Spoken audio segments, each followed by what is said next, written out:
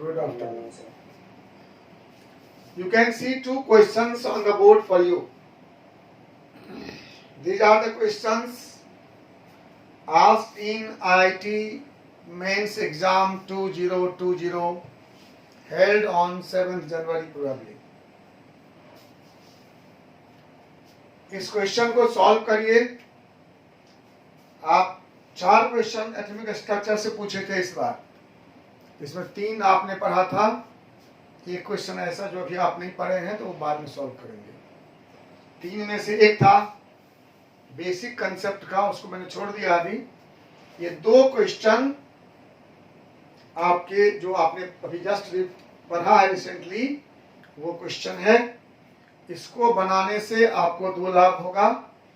एक तो आप समझ जाएंगे कि IIT JEE में क्वेश्चन कैसे पूछता है और हम अपनी तैयारी कैसे करें। क्वेश्चन उठाने का मतलब यही है कि हम हर आंसर को जाने कि आंसर क्यों है और जो नहीं है वो क्यों नहीं है। इस ढंग से हम जब पढ़ते हैं तो हम कहते हैं कि हमारी तैयारी कंप्लीट है। ठीक है? हाँ, मैं हर दिन यही बात कहता हूं कि बहुत पढ़ने की जरूरत नहीं है, लेकिन कम को अच्छे से पढ़ने की जरूरत है।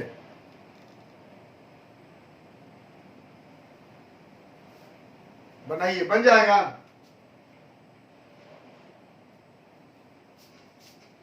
बनेगा।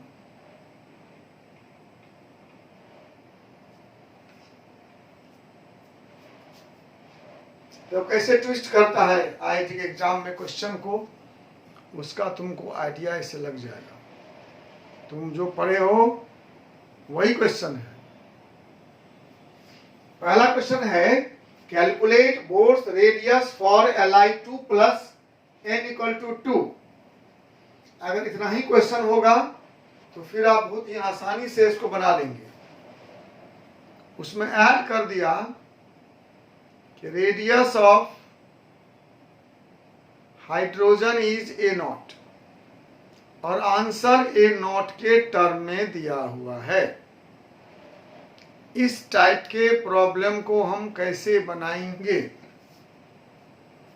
तो इसका मतलब है कि हमको हाइड्रोजन के रेडियस के टर्म में लिथियम 2+ का रेडियस निकालना है।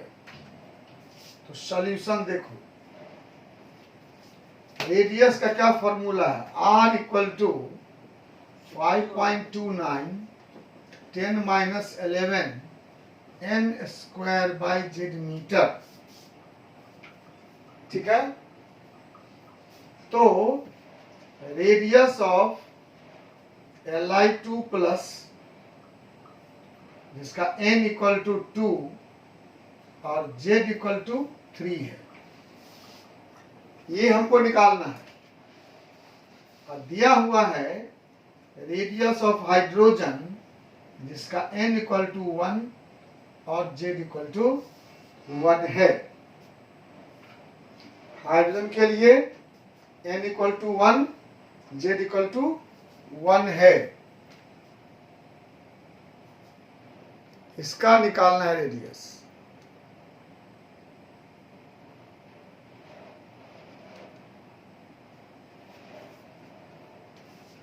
तो हम क्या करेंगे? R Li2 plus by RH क्या हो जाएगा? 5.29 10 - 11 n² / z 2² / 3 मीटर। और RH क्या हो जाएगा? 5.29 10 - 11 1² / 1 मीटर होगा n² / z। ये क्रॉस कट गया, क्या निकल गया? R Li2 plus by R H equal to 4/3 होगा। 4/3 तो 1 है, तो आर एल आई 2 प्लस क्या हो जाएगा, बराबर 4/3 आर एच होगा। और आर एच आपको दिया हुआ ए नॉट, तो आर एल आई 2 प्लस बराबर क्या हो गया, 4/3 ए नॉट। सही है ऑप्शन में, 14/3 है। हाँ सॉरी 4/2 है कहीं पर, B. Option B, yes this is option. तो देखिए यही है IIT exam. Simple Li2 plus का रेडियस पूछता अगर तो आप फटाक से निकाल देते हैं, कोई आपको टेंशन नहीं होता। लेकिन थोड़ा सा ट्विस्ट कर दिया कि हाइड्रोजन का ए नॉट है तब कितना होगा, ठीक है, तो आप ऐसे उसको निकाल सकेंगे। और आप चाहें तो रिलेशन भी निकाल सकते हैं, जैसे हमने Rn/R1 में रिलेशन निकाल दिया था, वैसे H के साथ आप रिलेशन भी निकाल सकते हैं, तो और भी आसान हो जाएगा इस टाइप का प्रॉब्लम बनाने में, ठीक है। कोई दिक्कत, किसी को समझ में आया बताइए। कुछ नहीं है, बोर ऑर्बिट का सेकेंड Li2 प्लस के सेकेंड ऑर्बिट का रेडियस निकालना है, लेकिन आंसर ए नॉट के टर्म में है। तो मैंने क्या कहा था आपको कि ऑब्जेक्टिव क्वेश्चन में हम कौन सा फॉर्मूला यूज करेंगे, दैट डिपेंड करता है कि ऑप्शन क्या है। इसलिए क्वेश्चन पढ़ के बनाना शुरू नहीं करेंगे, ऑप्शन देखेंगे, किस टर्म में ऑप्शन है, किस यूनिट में ऑप्शन है। जिस यूनिट में ऑप्शन है उस यूनिट में सवाल को बनाएंगे, जिस टर्म में ऑप्शन है उस टर्म में बनाएंगे। तो सारे ऑप्शन ए नॉट के टर्म में हैं, तो हम ए नॉट के टर्म में बनाएंगे तो हमको आंसर तुरंत मिल जाएगा। एनी डाउट टू एनीवन, है कोई डाउट? ए नॉट कितना होता है? हाँ, ए नॉट के टर्म में ही निकाल आंसर, ऑप्शन है ना, ए नॉट दिया हुआ है सवाल में कि हाइड्रोजन का रेडियस ए नॉट है, सब ऑप्शन दिया हुआ ए नॉट के टर्म में। इसका मतलब हम हाइड्रोजन के रेडियस के टर्म में Li2 प्लस का रेडियस निकालेंगे। वही हमने किया, RLi2 plus by R hydrogen कर दिया। इसका मान दिया हुआ था ए नॉट, इसका मान निकल गया, ठीक है। चलो अब दूसरा क्वेश्चन थ्योरेटिकल है, इसमें कोई न्यूमेरिकल नहीं है। दूसरा क्वेश्चन है, ये भी IIT JEE का ही है। Given nu bar equal to RH 1/n1 square minus 1/n2 square, which statement is correct for Balmer series? देखिए बहुत सुंदर बात होती है इसमें कि स्टेटमेंट करेक्ट है सो नहीं, करेक्ट फॉर बामर सीरीज। बामर सीरीज के कौन करेक्ट है? तो पहला दिया है कि n1 इक्वल टू 2, क्या सही है? यस सही है जी। बामर सीरीज के लिए n1 इक्वल टू 2 सही है। IE of hydrogen atom can be calculated. इस फार्मूला से हम हाइड्रोजन एटम का IE मतलब आयनाइजेशन एंथैल्पी या आयनाइजेशन एनर्जी कैलकुलेट कर सकते हैं। अगर ये फार्मूला बामर सीरीज का है तो हम हाइड्रोजन एटम का IE से कैलकुलेट नहीं कर सकते हैं। तीसरा है lambda is maximum for n2 equal to 3। अगर n2 3 हो तो लैम्डा मैक्सिमम होगा, क्या ये सही है?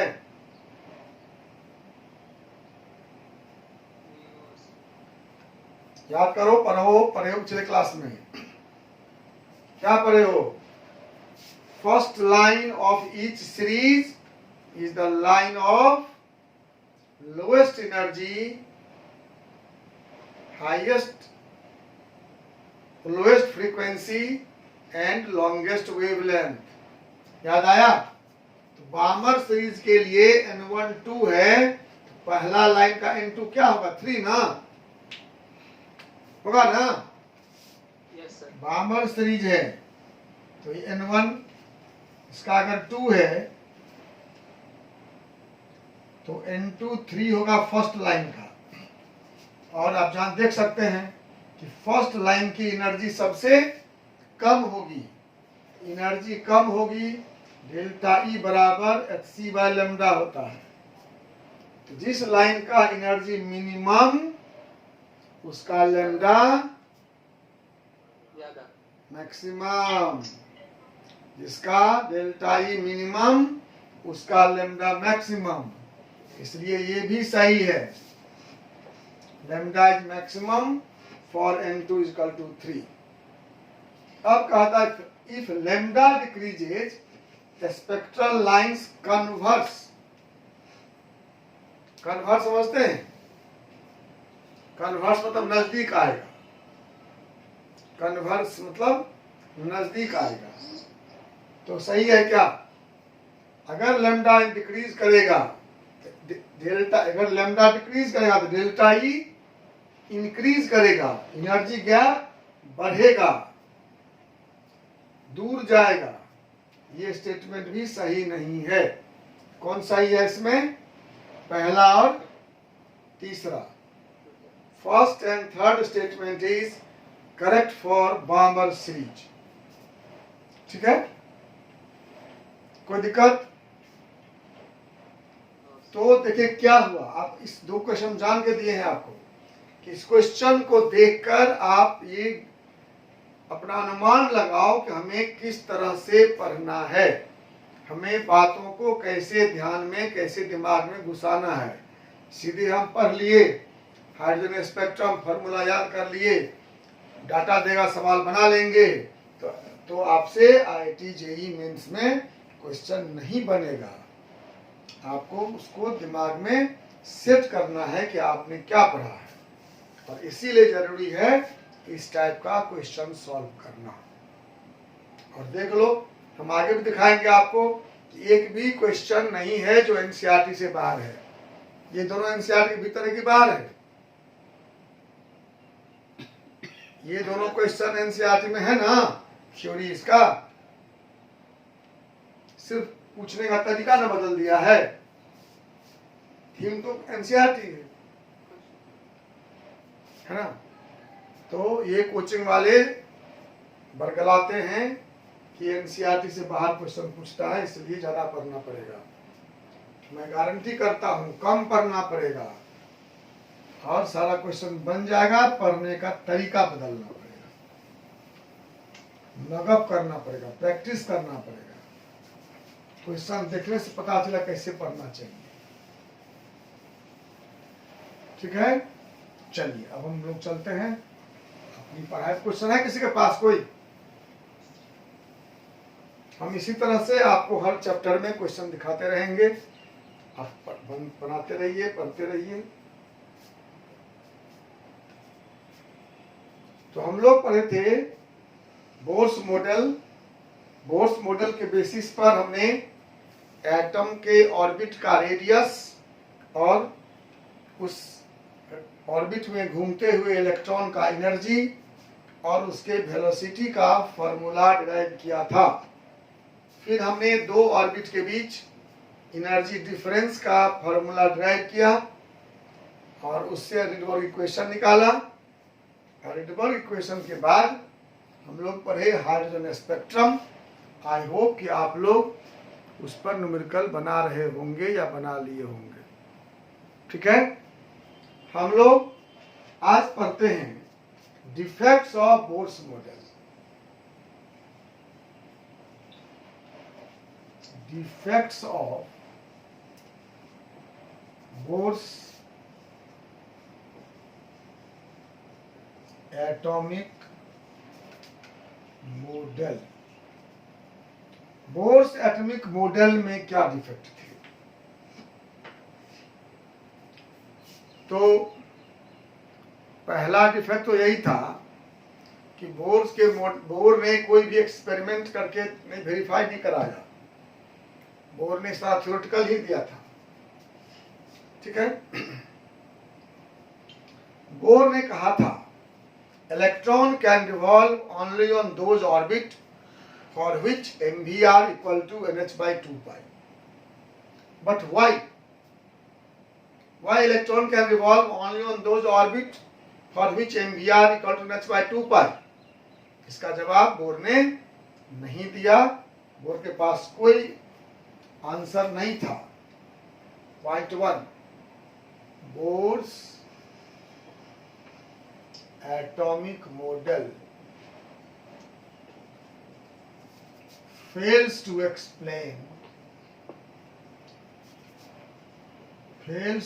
explain why electron can revolve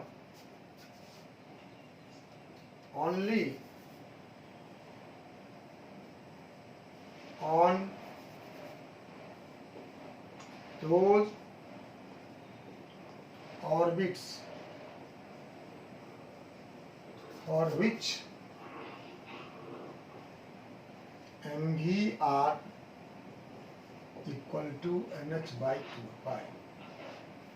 bore के पास कोई एक्सप्लेनेशन नहीं था और विज्ञान में ऐसा हम लोग नहीं मानते हैं। साइंस में हम एक्सपेरिमेंटल प्रूफ चाहते हैं या थ्योरेटिकल रीजनिंग चाहते हैं, व्हाई ऑलवेज। लेकिन बोर ने कहा कि it is my assumption that electron can revolve only on those orbit for which mvr equal to nh/2π। ठीक है, एक डिफेक्ट ये हुआ कि इसका एक्सप्लेनेशन नहीं दिया, ठीक है। दूसरा,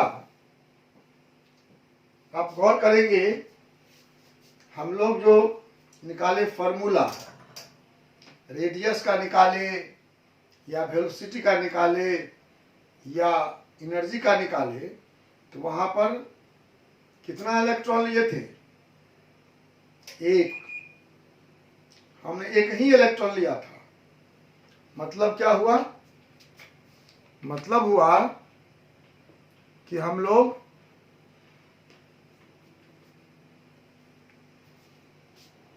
हाइड्रोजन एटम पर ही विचार किए थे, सिर्फ हाइड्रोजन एटम, दूसरा नहीं, ठीक है। तो दूसरा डिफेक्ट हुआ, Bohr's model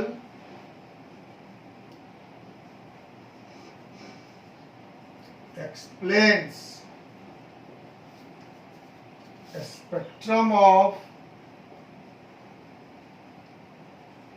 hydrogen atom and hydrogen like ions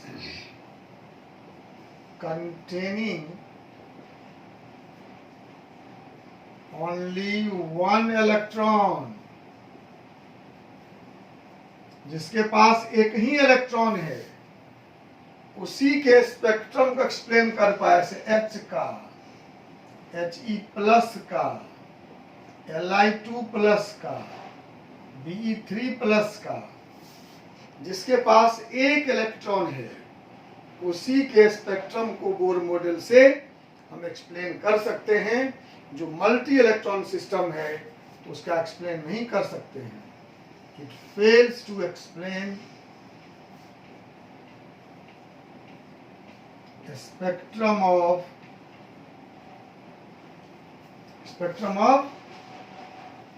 multi electron systems. System मतलब atoms and ions, atoms and ions. Multi electron मतलब क्या? मल्टी मतलब मेनी, जिसमें एक से ज्यादा इलेक्ट्रॉन है, 2, 3, 4, 5 इलेक्ट्रॉन है, उसके स्पेक्ट्रम को ये बोर्स मॉडल एक्सप्लेन नहीं करता है, सिर्फ H एटम करता है या H एटम जैसे हाइड्रोजन लाइक एटम्स और आयंस। ठीक है, जैसे He+ जिसके पास एक इलेक्ट्रॉन है, हीलियम को 2 इलेक्ट्रॉन रहता है, एक निकल गया, एक बचा। Li2+, Li में 3 रहता है, 2 निकल गया, एक बचा। B3+, B में 4 इलेक्ट्रॉन रहता है, 3 निकल गया, एक बचा। तो इसके स्पेक्ट्रम को एक्सप्लेन करेगा और किसी को नहीं करेगा। नंबर 3 पॉइंट हुआ कि बोर के मॉडल से जो स्पेक्ट्रम मिला हमको वो बहुत लाइन था, थीन लाइंस, वो बैंड नहीं था। तो थीन लाइंस क्यों मिलते हैं, इसका एक्सप्लेनेशन बोर के पास नहीं था। एक्सपेरिमेंटली लाइन मिलता है, तो ये लाइन क्यों मिलता है, पट्टी क्यों नहीं मिलता है, इसका बोर के पास एक्सप्लेनेशन नहीं था। और वो लाइन भी इलेक्ट्रिकल और मैग्नेटिक फील्ड में और थीनर लाइंस में बट जाता है। और लाइन को देखते हैं जब बाद में, तो वो और पतले पतले लाइन से बना हुआ है। वो क्यों होता है, इसका जवाब बोर के पास नहीं था। तीसरा हुआ Bohr's model fails to explain lines in atomic spectrum। Atomic spectrum में लाइंस क्यों मिलते हैं, ऐसे देखा होगा आपने कभी, ऐसे ऐसे लाइंस मिलते हैं, ऐसे लाइंस रहते हैं। ये लाइन क्यों रहते हैं, इसका जवाब नहीं था बोर के पास।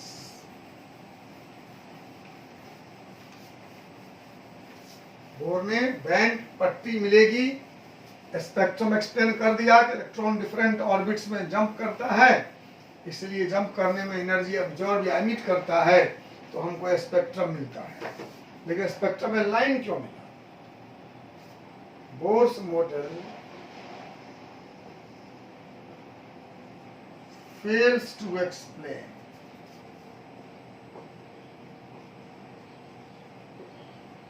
Zeeman effect and Stark effect। Zeeman effect and Stark effect। Zeeman effect and Stark effect, याद के 2 वर्ड आपके लिए नया मिला है, जीमन इफेक्ट और स्टार्क इफेक्ट। ये क्यों होता है, इसका जवाब बोर के पास नहीं था। मतलब ये कि ये मान लो स्पेक्ट्रम है, इस स्पेक्ट्रम में ऐसे लाइंस मिले, और जब हम इस स्पेक्ट्रम को मैग्नेटिक फील्ड के पास ले गए, ये जो एक लाइन था वो कई लाइन में बट गया। एक लाइन कई थीन लाइनें बट गया, इसे कहा हमने जीमन इफेक्ट।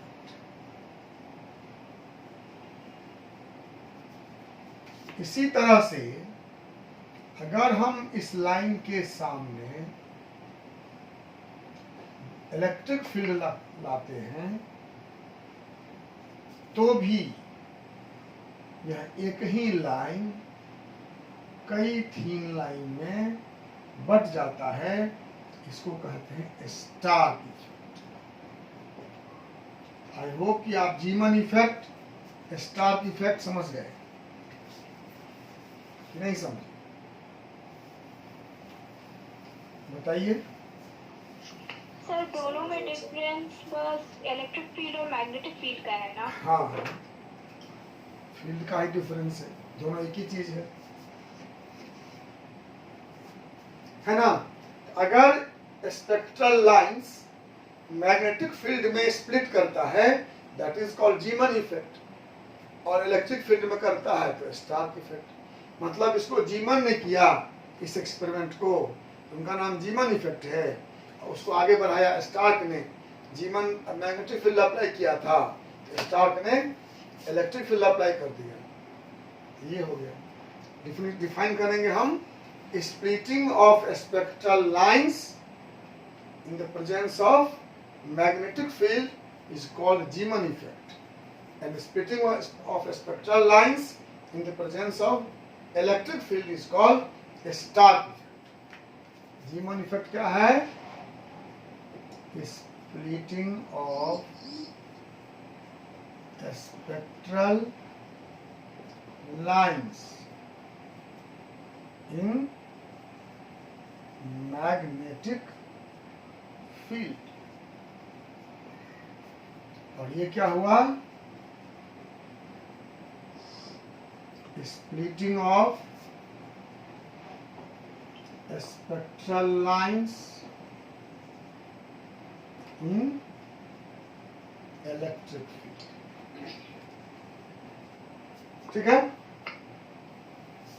तो बोर्स मॉडल यह नहीं बता सका इलेक्ट्रॉन उसी ऑर्बिट में क्यों घूमता है जहां पर एमवीआर का मान NH/2π के बराबर है। बोर मॉडल नहीं बता सका हाइड्रोजन एटम के अलावा और दूसरे एटम के स्पेक्ट्रम कैसे होंगे। तो चलिए एक बात मान लेते हैं कि हाइड्रोजन एटम का तो एक्सप्लेन कर दिया ना, उसका भी पूरा नहीं किया।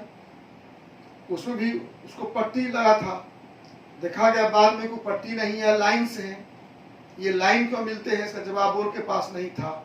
वो लाइन भी इलेक्ट्रिकल मैग्नेटिक फील्ड में और थिनर लाइंस में टूट जाते हैं। इसको हम लोग हाइपर फाइन स्ट्रक्चर बोलते हैं, हाइपर फाइन स्ट्रक्चर। अगर कोई एक लाइन कई पतले लाइन में चला जाए, टूट जाए, तो उसे बोलेंगे हाइपर फाइन स्ट्रक्चर। ठीक है। फाइन मतलब महीन भी होता है।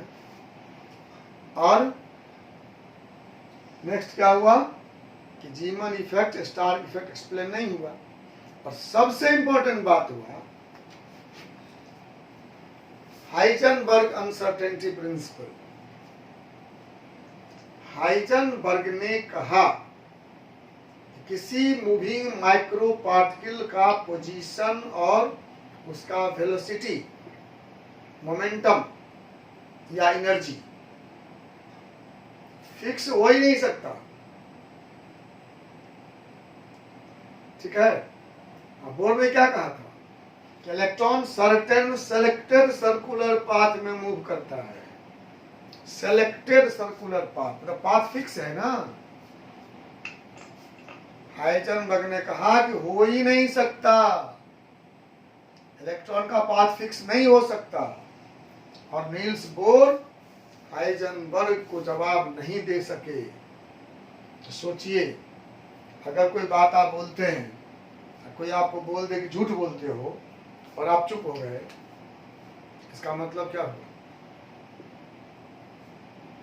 बोलिए। आपने कुछ कहा, लोगों ने कहा झूठ बोलते, गलत बात है ये, ऐसा नहीं है।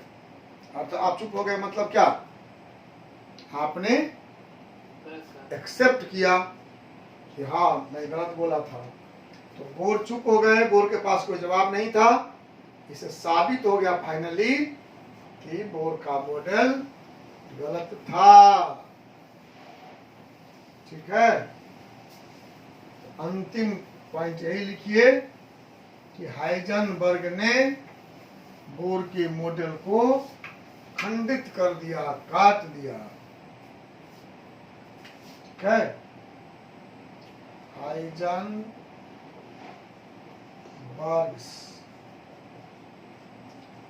अनसर्टेनिटी प्रिंसिपल, अनसर्टेनिटी प्रिंसिपल पढ़ेंगे इसको हम लोग आगे।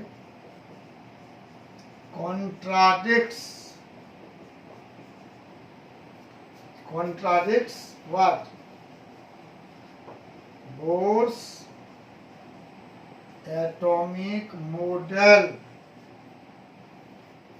हाइजेनबर्ग अनसर्टेनिटी प्रिंसिपल हम लोग बाद में पढ़ेंगे।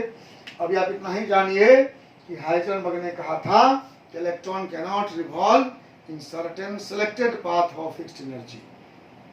इलेक्ट्रॉन का पाथ और एनर्जी दोनों फिक्स है, ये संभव नहीं है। उसने मोमेंटम कहा था कि मोमेंटम जब फिक्स नहीं है तो एनर्जी फिक्स नहीं होगा। और बोर का मॉडल सदा सदा के लिए कट गया। ठीक है, एनी क्वेश्चन एनी माइंड?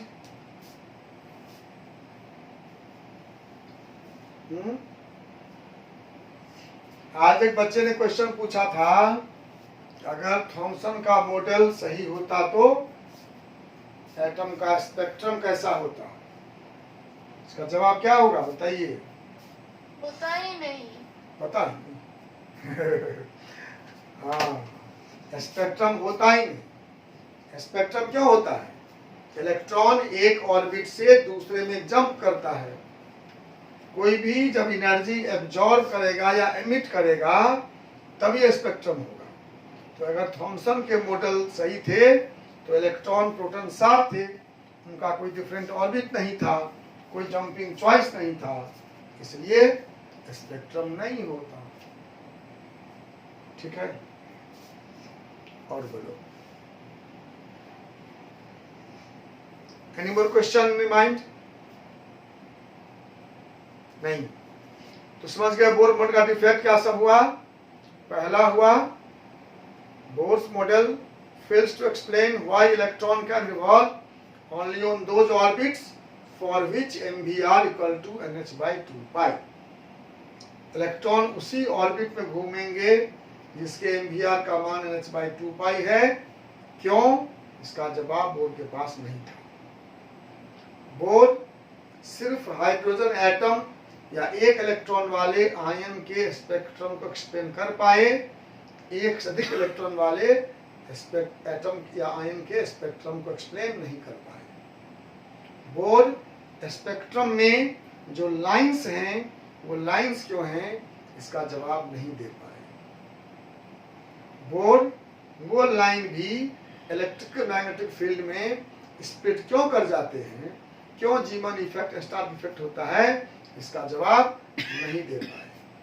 और फाइनली हाइजेनबर्ग अनसर्टेनिटी प्रिंसिपल ने कहा कि इलेक्ट्रॉन के घूमने का पोजीशन और उसका मोमेंटम दोनों साथ साथ सही नहीं जानते हम, ये फिक्स नहीं हो सकता, और बोर का मॉडल इस तरह से रिजेक्ट हो गया। Any question? है क्वेश्चन? नहीं है।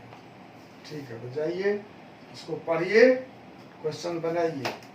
इसी तरह से हम लोग क्वेश्चन को हल करेंगे और हम आपको बता देंगे कि आईआईटी जेईई मेंस एडवांस के लिए या नीट की तैयारी करने के लिए किस ढंग से आपको पढ़ना है, ताकि आपका क्वेश्चन बन से ज्ञान रहेगा, लेकिन क्वेश्चन का पैटर्न ऐसा होगा कि अप्लाई नहीं कर पाए उस ज्ञान को तो क्वेश्चन बना नहीं पाओगे। अधिकांश बच्चों के साथ यही होता है, जानता है कि उसको वहां पर अप्लाई नहीं कर पाता है। वो मेन सीखना है, how to apply the knowledge, और उसके लिए कंसेप्ट होना चाहिए, मेमोरी नहीं। फार्मूला याद कर लिए, डाटा सब याद है, लाइन सब याद है, उससे क्वेश्चन नहीं बनेगा, उसका कंसेप्ट होना पड़ेगा। ठीक है, नीट में तो कुछ हो भी जाएगा, उसमें रटा में कुछ क्वेश्चन रहता है, आईआईटी में नहीं। ठीक है, thank you very much. Thank you, sir.